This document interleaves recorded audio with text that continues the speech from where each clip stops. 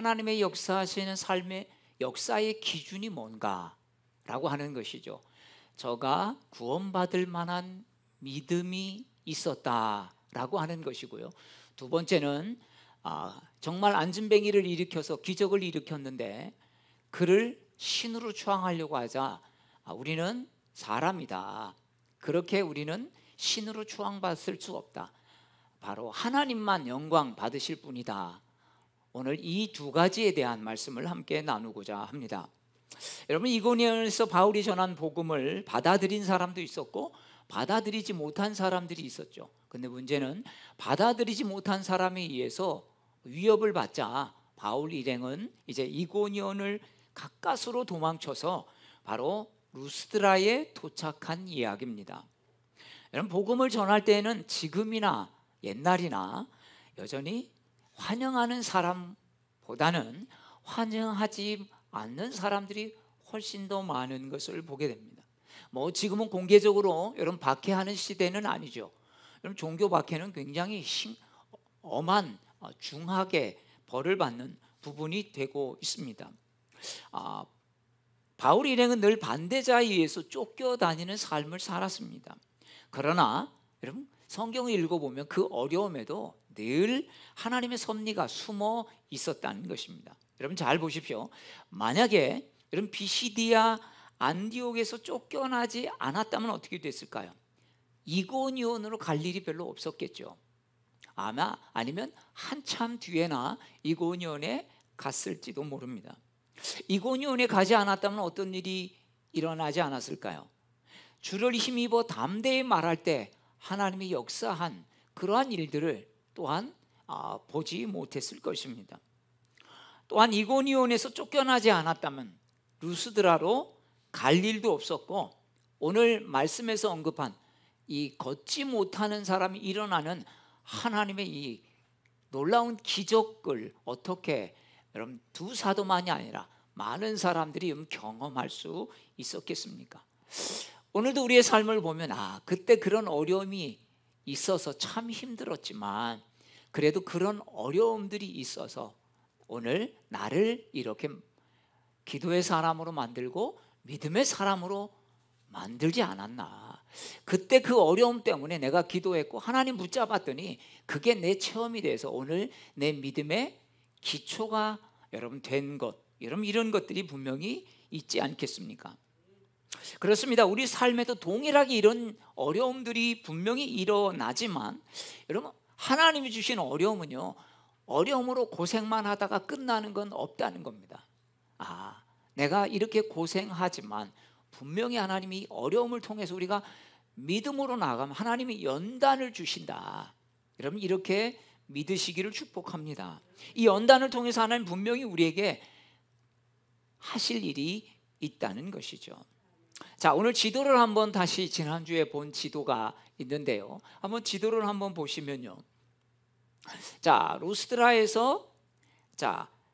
루스드라는 이고니온에서 뭐 이렇게 지도를 보면 얼마 안 되죠. 이고니온, 비시디아 안디옥, 이고니온, 루스드라. 그 다음에 이제 더베로 갔다가 이제 다시 돌아가는 과정을 바울의 1차 전도 여행이라고 부릅니다. 자, 요게 바로 요 정도밖에 안 되지만 이게 30km라고 할 수 있습니다. 자, 이고니온에서 루스드라 30km면 지금은 뭐 금방 갈 수 있는 거리죠. 그러나 그 당시에는 차가 없었기 때문에 걸어간다면 뭐 하루 1시간에 한 4km를 평균은 4km를 걷는다고 보통 봅니다. 그러면 한 7시간 반, 8시간을 간다면 그냥 하루길 정도 갈 수 있는 여러분, 이런 그래도 그 당시에는 아주 가까운 거리다라고 할 수 있습니다. 자, 그런데 보통 사도 바울 일행이 전도하러 가면 어디부터 갔습니까? 회당으로 제일 먼저 갔죠. 자, 왜냐하면 회당에 사람들이 다 모여 있기 때문입니다. 그것도 하나님을 아는 유대인들이 주로 모여 있는 곳이 회당인데, 이상하게도 루스드라는 회당에 가지 않고 길에서 복음을 전하는 이 내용이 먼저 시작되고 있습니다. 그것은 아마도 회당이 없었던 것 같습니다. 그러니까 이 루스드라에는 유대인들이 별로 없었기 때문에 그냥 야, 이곳은 회당이 없으니 유대인들 뭐 가서 복음을 전할 데 없으니까 길에서 복음을 전하자, 그렇게 했던 것을 봅니다. 그런데 거기서 한 가지 바울 일행을 주목하게 하는 한 사람이 눈에 들어온 겁니다. 여러분, 말씀을 전하다 보면요, 꼭 그런 분들이 있어요. 제가 지난주에도 금요일에도 말씀 이렇게 잘 말씀이 이렇게 들으면서 제가 이렇게 눈길이 가는 사람이에요. 그 사람의 눈을 보면 그냥 말씀을 빨아들이는 것처럼 막 바짝바짝한 분이 있어요. 얼마나 그 갈급하고 은혜 받으면 눈물이 촉촉하고 이런 분들이 있는 것을 보게 돼. 자, 여러분, 이 놀라운 일의 시작은 바로 이렇게 시작되고 있음을 알려줍니다. 구원받을 만한 믿음이 그에게 있는 것을 보고. 자, 누가 본 것입니까? 바울이 말씀을 전하다가 딱 눈을 마주쳤는데 그 눈이 말씀을 막 빨아들이는, 갈망하는, 여러분 이런 눈빛 여러분 혹시 보신 적 있습니까? 이렇게 보면 그래 막 이야기를 들으면 막 그 말에 그렇게 내가 재밌는 얘기도 아닌데 이렇게 막 너무 귀 기울여 들어주는 그런 모습이 눈에 막 보이는 것이 아니겠습니까? 여러분, 부족함과 연약함은 사람들을 어떻게 합니까? 간절하게 하죠. 우리도 어떨 때는 정말 지푸라기라도 짚고 싶은 심정으로 교회 나와서 예배 드릴 때가 있습니까? 여러분, 있죠. 그럴 때가 있어요. 정말 간절하게 주님, 오늘 은혜 주십시오. 오늘 은혜 안 주면 제가 이 힘든 시간을 어떻게 보내겠습니까? 그런데 여러분, 이런 마음들이요, 구원받을 만한 믿음은 아니라는 것입니다. 하나님의 역사는요, 간절함만이 아니라 간절함에다가 하나님이 하신다는 믿음이 더해졌을 때 여러분, 이게 구원받을 만한 믿음이라는 사실을 여러분 꼭 기억할 수 있기를 축복합니다. 왜냐하면 안 믿는 사람들도 정말 지푸라기라도 잡고 싶은 심정의 그런 상황, 그런 마음을 가질 때가 있기 때문입니다. 그런데 우리는 이 자리에 나오면 어떻습니까? 거기에 이제 하나님이 하신다는 믿음이 있으니까 어떻게든지 그 말씀을 붙잡고, 하나님, 제가 오늘 이 어려움을 견딜 수 있는 이 심령 속에 하나님 저에게 붙잡을 수 있는 말씀을 주십시오. 여러분, 이런 게 간절한 구원받을 만한 믿음이 아니겠습니까? 자, 오늘 8절은 이 환자의 상태에 대해서 이렇게 말합니다. 자, 8절 말씀을 우리 함께 읽어보도록 하겠습니다. 시작. 루스드라에 발을 쓰지 못하는 한 사람이 앉아 있는데 나면서 걷지 못하게 되어 걸어본 적이 없는 자라. 여러분, 이 환자의 겪고 있는 상황은 그냥 못 걷는다 이 말이에요. 걷지 못하는 사람이다.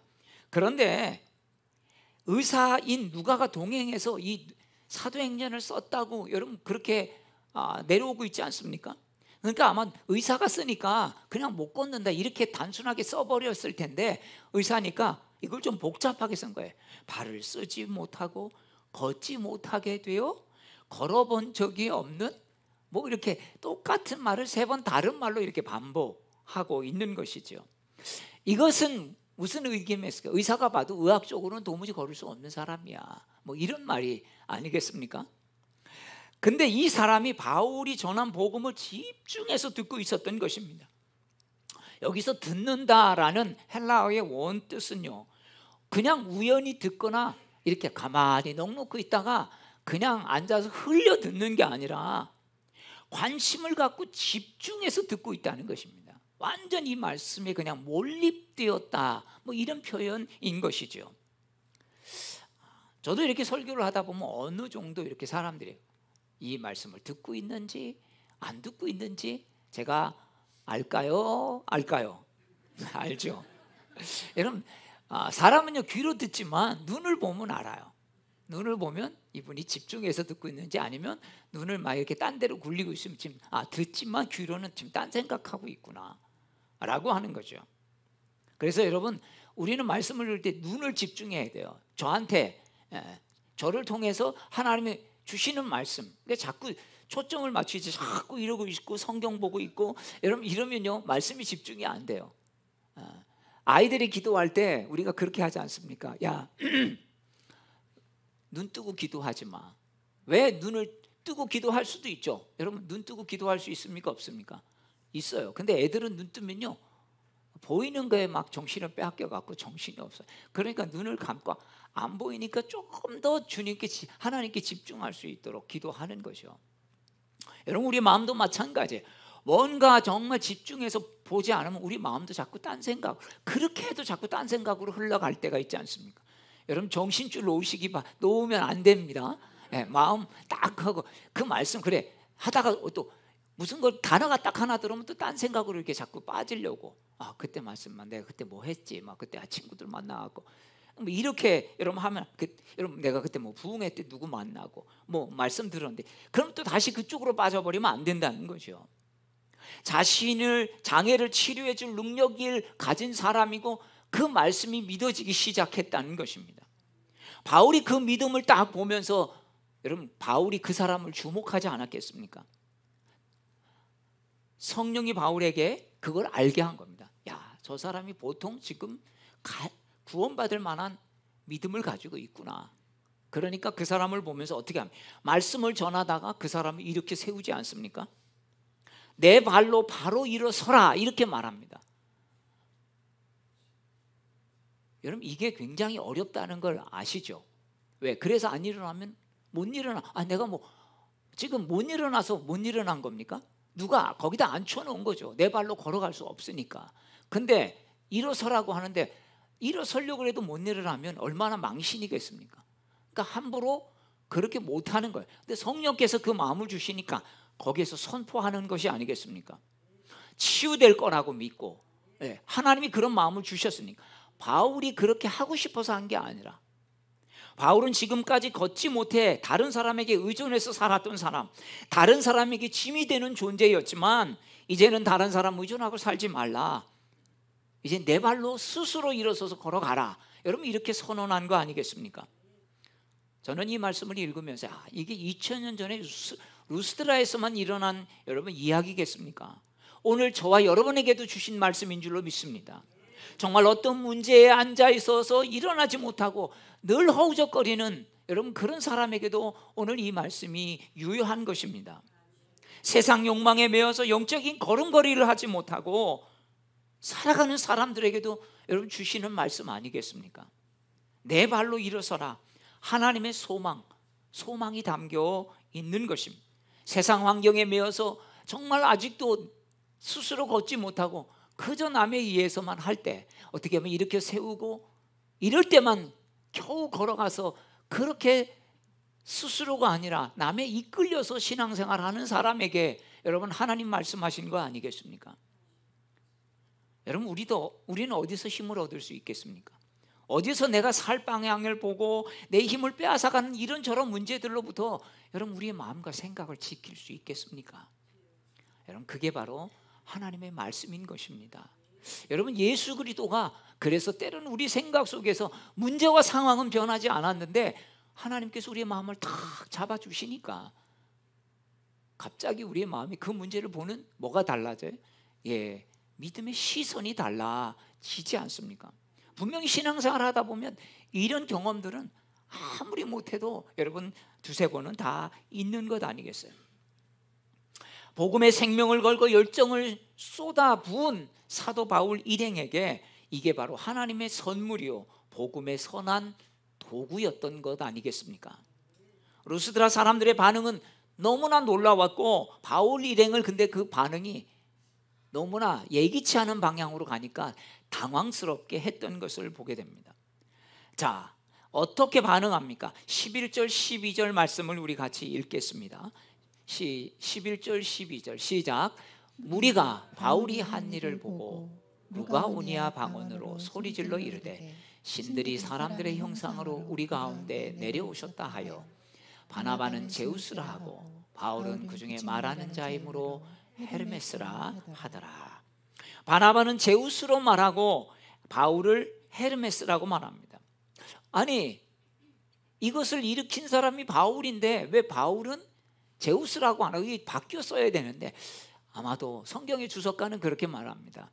바울은 좀 못생겨가지고 좀 이렇게 볼품이 없게 생긴 모양입니다. 그러니까 그냥 헤르메스 제우스 최고의 신을 옆에서 도와주는 전령자 옆에서 말을 도와주는 어떤 이런 전령자. 근데 아마 이 바나바가 좀 풍채도 좋고 잘생긴 모양입니다. 그러니까 최고의 그 신은 바로 바나바에게 제우스.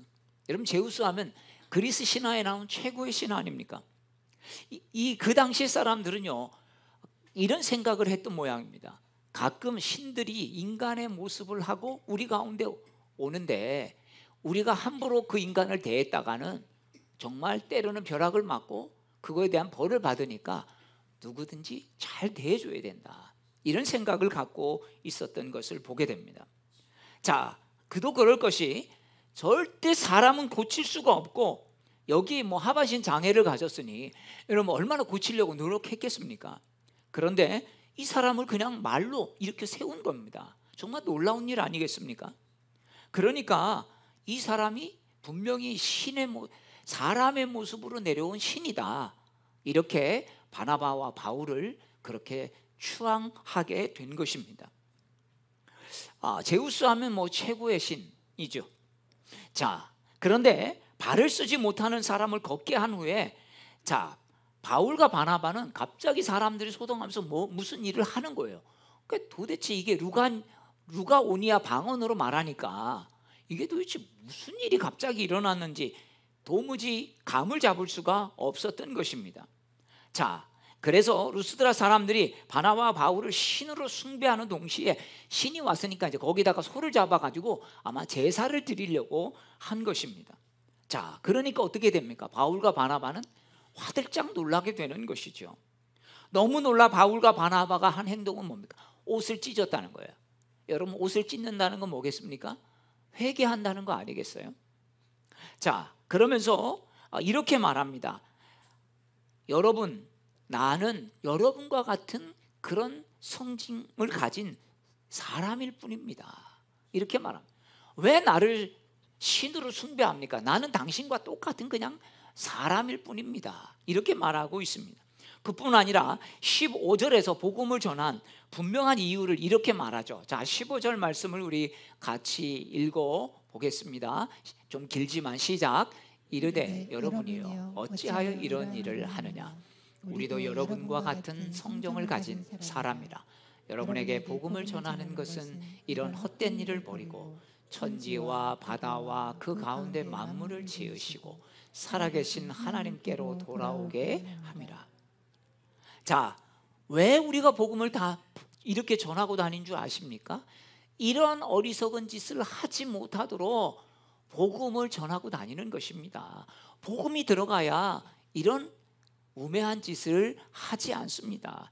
정말 능력을 가진 사람들을 신이라고 하면서 여러분 사기치는 걸 여러분 막을 수 있습니다. 이렇게 우리말로 하면 그런 것입니다. 사람이 아무리 능력이 있어도 바울과 바나바는 그 능력이 자신에게서 나온 것이 아니라 하나님께로부터 왔다는 것을 너무나 잘 알고 있었기 때문이죠. 여러분, 믿음이란 뭘까요? 믿음은 하나님이 하신 것을 하나님이 하셨다고 인정하는 게 믿음인 줄로 믿습니다. 그래서 신앙인들은 뭔가 자꾸 자기 생각 속에 뭔가 된 게 있으면 그래도 내가 열심히 해서 그러는데, 내가 기도해서 그러니까, 내가 하나님 앞에 잘 보여서 그런 거예요. 여러분, 이런 게 굉장히 여러분 조심해야 될 말인 것입니다. 내가 할 수 있도록 도와주신 하나님을 찬양해야 하는 것입니다. 내가 할 수 있는 건강을 주신 하나님을 찬양해야 하는 것입니다. 내가 할 수 있는 그 마음을 계속 갖고 유지할 수 있도록 하나님 그 마음을 지켜주신 주님께 감사함을 드려야 하는 것입니다. 건강한 마음, 건강한 육신을 갖게 해주신 거, 여러분 가끔 보면 여러분 그렇지 못한 사람들이 우리 주변에 있는 거예요. 여러분 그런 것들을 보면 내가 많은 거 가지지 못했지만 이렇게 건강한 생각과 건강한 마음 가진 것만 해도 감사하지. 여러분 그 사람은 그런 마음을 갖고 싶어서 그렇게 갖겠어요? 우울증 걸리고 싶은 사람이 있겠습니까? 그건 자기 마음으로 안 되는 것이죠. 내가 노력한다고 됩니까? 그리고 약으로도 안 되는 거죠. 그 약은 그런 생각을 못하도록 정신을 몽롱하게 만들어서 우울증 약 먹으면요 자꾸 졸려요. 그러니까 정신이 막 그런 생각을 못하도록 하는 것입니다. 이상한 뭔가에 꼽혀서 이 어두움 속으로 계속 한쪽을 파지 못하도록 만드는, 그러니까 멍하게 만들 수밖에 없는 거예요. 우울증 약이 고치는 게 아니에요. 그런 생각을 못하도록 그냥 멍하게 만들어 버리는 거죠. 여러분, 내가 노력한다고 됩니까? 내가 노력한 것을 계속할 수 있는 마음은 하나님이 주시는 것입니다. 내가 견디는 것입니까? 믿음 없을 때는 내가 견딘 것 같았는데 돌아보니까 그것을 견디도록 하나님이 인내할 마음을 주신 것이기 때문에 견뎠구나. 여러분, 우리는 그 마음을 왜냐하면 내가 열심히 노력하려고 해도 안 될 때가 있잖아요. 내가 견디려고 해도 견디고 안 될 때, 그때 그렇게 더 어려울 때도 견딜 수 있었던 거, 그거는 하나님이 주신 것이구나. 여러분, 이것을 너무나도 잘 알고 있었던 바울과 바나바는 자신을 신으로 숭배하려고 하자 기겁한 것입니다.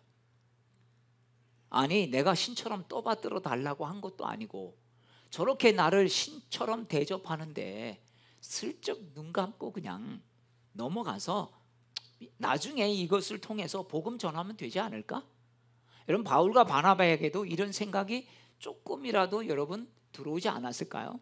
그럴 수도 있죠. 저들이 저렇게 한다는데 굳이 말릴 필요까지야, 내가 뭐 그렇게 해달라는 것도 아니고, 이런 유혹을 받을 수도 있는 것입니다. 야, 내가 한마디 하겠는데 너희들 예수 믿어야 돼. 그렇게 안 하면 다 죽는다고. 꼭 들어. 여러분, 그렇게 할 때 만약에 이 한마디, 그래, 만약에 저 사람들이 저렇게 나를 신으로 숭배하고 그러면 내가 그때 복음을 전하면 이 사람들이 받아들일 수 있지 않을까? 이 찬스를 쓰면 저 사람들이 더 잘 믿을 수 있지 않을까? 여러분, 이런 생각들도 여러분 잠시 들어왔을지도 모릅니다. 이게 뭐 나 높아지려고 하는 거야? 복음 전하려고 이렇게 하는 거지. 여러분, 처음에는요 다 이렇게 순수하게 시작하죠. 다 선한 의도로 시작합니다. 나쁜 의도로 시작하는 사람이 얼마나 있겠습니까? 근데 문제는요, 결국은 방법이 잘못되면 변질되는 건 시간 문제라는 것입니다. 여러분, 이게 엄청난 유혹이죠. 여러분, 목사님이 안수기도 해줘서 병이 나았다고 한번 생각을 해보십시다. 그러면 야, 우리 목사님 정말 대단하시다. 그렇게 이거 내가 약 먹고 병원 가서도 못 고쳤는데 목사님 안수기도 받고 나았다니까. 이렇게 여러분 성도들이 칭찬받으면 어떻겠습니까? 그냥 모른 척하고 넘어갈 수도 있죠. 왜? 틀린 건 아니니까. 근데요, 오늘 말씀은 뭐겠습니까? 그렇게 해서는 안 된다는 겁니다. 아닙니다, 그런 말 하지 마십시오. 큰일 납니다. 제가 한 겁니까? 하나님이 하신 거지. 여러분, 우리 다 같이 해볼까요? 제가 한 거 아닙니다. 하나님이 하신 겁니다. 여러분, 우리가 이런 유혹에 넘어갈 때가 있어요. 기도해 줬는데 나한테 내가 집사님 위해서, 권사님 위해서 얼마나 열심히 기도했는 줄 몰라. 그러면서 자기를 알아달라는 거죠. 여러분, 마귀가 예수님을 광야 시험에서 유혹한 가장 중요한 이유가 뭔지 아십니까? 마귀는 예수님에게 너 가진 능력을 가지고 너를 위해서 쓰라는 것입니다.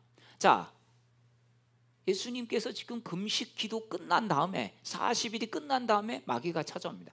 얼마나 배가 고프겠습니까? 야, 너 능력 있지? 지금 당장 여기 돌로 떡 만들 수 있잖아. 떡 만들어서 먹으라고. 너 필요를 채워. 너를 높이는 데 쓰라는 것입니다. 그러면 사람들이 너를 알아줄 거다. 너를 떠받들 거다. 또 뭡니까? 높은 곳에 올라가서 사람들이 성전 꼭대기에 올라가라는 이유가 뭔지 아십니까? 그것은 성전에 사람들이 늘 많이 주변에 모여 있기 때문에 꼭대기에 올라갔는데 거기서 떨어져서 아무런 다치지도 않고, 그러면 야, 저 사람 진짜 천사가 받아줘서 저 사람 진짜 뭐 예언자라든지 아니면 정말 하나님이다, 이렇게 떠받들 거라는 것입니다. 그것으로 사람들이 너를 하나님의 아들로 받아들일 수 있게 해. 너 능력을 너를 위해서 써봐. 십자가 진다고 알아줄 것 같아? 요즘 말로 하면 십자가는 개나 주고 너는 너 능력으로 기적을 일으켜봐. 그럼 금방 사람들이 널 하나님의 아들로 인정할걸? 여러분, 이런 유혹입니다. 엄청난 유혹이죠. 예수님이 어떻게 할지를 사단은 너무나 잘 알고 있으니까 이렇게 유혹을 하는 겁니다. 예수님은 단호하게 거절하죠. 광야에서 유혹한 마귀의 핵심은 그거예요. 너 가진 능력을 가지고 너의 영광을 위해서 써라. 어떤 경우에도 하나님의 영광을 가로채는 것을 여러분, 마귀는 계속 우리에게 부추기는 겁니다. 우리는 그래서 하나님이 하셨습니다, 하나님이 하셨습니다 이렇게 말해놓고 한편으로 나도 했는데, 그래도 나도 열심히 했는데. 여러분, 이게 마귀가 하는 짓인 것입니다. 열심히 해서 결과가 좋아야 하지만 과정이 순수하지 못하면 결국 그 사람은요 변질됩니다. 처음부터 이단이 나는 이단이야 라고 출발합니까? 처음부터 나는 예수야 이렇게 절대 출발한 이단, 그 뭐죠? 이단의 그 우두머리는 없습니다. 자신이 하는 것이 아닌데 하나님의 은혜를 점점점 잊어버리고 사람들이 자기를 막 추종하니까 진짜 자신의 능력인 줄로 착각하며 그 착각에 빠지니까 자기가 하나님 되는 거예요. 자기도 자기를 막 최면을 건 겁니다. 너도 예수일지 몰라, 너도 모르는, 그러면서 계속 자기에게 체면을 거는 거죠. 그래서 자기도 예수라고 하고 하나님이라고 그러고, 그러니까 사기꾼이, 종교 사기꾼이 되는 것이 아니겠습니까? 여러분, 남은 음식을 가끔 이렇게 보면 상하지 않으려면 뭐 냉장고에 넣는 것도 있지만 이렇게 불에다 한 번만 끓여주면 또 하루나 또 이렇게 몇 시간 가지 않습니까? 제가 그걸 보면서 그런 생각을 해요. 우리도 변질되지 않으려면 자꾸 불의 시련을 받아야 되는구나. 정말 불 앞에서, 성령 앞에서 주님께서 우리를 그런 때로는 시련을 통해서 내가 어떤 존재인지, 내가 어떤 연약한 존재인지를 늘 깨닫는 것이죠. 베드로전서 4장 12절에 보면 너희를 연단하러 오는 불시험을 이상한 일 당하는 것 같이 여기지 말라 이렇게 말합니다. 그냥 고난, 불시험 이런 것은 우리를 연단할 뿐만 아니라 우리가 얼마나 연약한 존재인지를 깨닫고 내가 교만치 않도록 하나님께서는 우리의 존재를 알게 하시는 여러분 장치이기도 한 것입니다. 왜 하나님께서 우리에게 늘 평안한 길만 가지 않게 하십니까? 때로는요 풍랑도 우리 인생 가운데 집어넣으십니까? 우리는 그런 게 싫지만, 야, 우리가 얼마나 연약한지, 너가 얼마나 연약한지, 너 나 없으면 안 돼. 여러분, 이러니까 우리의 신앙이 그래도 순수하게 보존이 되는 거 아니겠습니까? 여러분, 그 불순물들이 불 속에 들어가면 어떻게 녹아져서 정결한 것으로 나올 수 있게 해야 되는 건 불밖에 없는 거죠. 우리는 사람들에게 인정받고 대우받고 싶은 욕구가 누구에게나 다 있습니다. 칭찬받는 것을 마다할 사람 여러분 있겠습니까? 인정받는 것을 여러분 싫어하라는 말이 아닙니다. 사람의 인정과 자유에서, 칭찬에서 여러분 자유하라는 겁니다. 여러분, 자꾸 칭찬에 익숙하다 보면요, 칭찬하면 뭔가를 하는데 칭찬 안 해주면 사람들 모르면 아이 안 해, 이렇게 여러분 그거에 따라서 우리가 가치가 변해버립니다. 사람의 칭찬과 인정이 지나고 나면 사람은 그만입니다. 10번 박수 쳐줘도 한 번 못하면 여러분 그 계속 박수 쳐주지 않습니다. 지난번 열심히 잘했지, 아이고 왜 이렇게 못해, 아이고 지금도 이렇게 박수 쳐주지 않는다는 거죠. 사람에게 칭찬받고 인정받지만 하나님께 버림받을 수 있다는 사실을 우린 사울왕을 통해서 보여주지 않습니까? 사울왕은 사람들에게 인기가 많았습니다. 외모도 출중하고 키도 크고 그 당시에는 왕으로서 정말 손색이 없었죠. 얼마나 사람들에게도 잘했습니까? 하나님 명령 어기고 전리품 다 없애버리라고 하는 걸, 좋은 걸 골라서 누구를 주려고요? 자기 부하들에게, 열심히 싸운 사람들에게 선물로 주려고 했던 사람이었습니다. 근데 사울왕의 최후는 어땠습니까? 예수님은 마태복음 10장 28절에서 이렇게 분명하게 말씀합니다. 몸은 죽여도 영혼은 능히 죽이지 못하는 자들을 두려워하지 말고 오직 몸과 영혼을 능히 지옥에 멸하시는 자를 두려워하라. 사랑하는 여러분, 세상 인정과 칭찬에 목매는 인생만큼 어리석은 인생은 없습니다. 사람들은 우리를 끝까지 인정해 주지 않습니다. 여러분, 아무리 높은 권력자라도 그 자리에 내려오면 그냥 동네 아저씨일 뿐이에요. 하나님께 인정받는 거, 이게 바로 우리의 삶을 정말 보람 있고 풍성하게 살게 하는 것입니다. 우리가 하나님 앞에 갔을 때 주님께서 우리를 보고 야, 너 잘 모르겠다, 여러분 이렇게 하시면 그때는 돌이킬 수가 없기 때문이 아니겠습니까? 결국 마지막에는 뭐만 남겠습니까? 하나님의 칭찬과 인정만 남는 것입니다. 그래서 우리의 보화를 하늘에 쌓아두라, 예수님께서 그렇게 말씀하신 것입니다. 사람의 칭찬과 인정은 메아리와 같습니다. 처음엔 좀 울리지만 나중에는 슬그머니 사라져 버리는 것입니다. 여러분, 이 계속 칭찬 듣기 위해서 얼마나 우리는 피곤한 인생을 살고 있는 것입니까? 사랑하는 여러분, 사람에게 칭찬받으려고 하는 그 10분의 1, 100분의 1만큼만 여러분 하나님께 염두에 보십시오. 하나님께 분명히 칭찬받게 될 것입니다. 사람의 칭찬과 인정은 있어도 없어도 여러분 그냥 좋다고 여기십시오. 고래는, 칭찬은 고래를 춤추게 하지만 그 칭찬에 고래가 골병 드는 거 아십니까? 그 고등어 한 마리 때문에 사람들 앞에서 재롱 피우고, 그러다 결국은 여러분 그런 고래들은 제명에 못 사는 거 아니겠습니까? 이게 동물학대라고 요즘에 나오지 않습니까? 사랑하는 여러분, 정말 우리가 세상 살아가면서 때로는 우리를 높이는 척하면서 우리에게 참 얻어내려고 하는 그런 세상의 인심을 보게 됩니다. 우리가 이런 세상을 보면서 그래, 나의 기준은 하나님께 칭찬받는 거지. 이런 분명한 믿음의 고백을 통해 이 한 주간도 우리를 유혹하는 것들로부터 너 능력을 가지고 너의 인기를 위해서 살아라. 주님, 제가 그렇게 살지 않고 주님 바라보고 살겠습니다. 이런 믿음의 고백이 저와 여러분의 고백이 되기를 주의 이름으로 축원합니다. 우리 다 함께 일어나셔서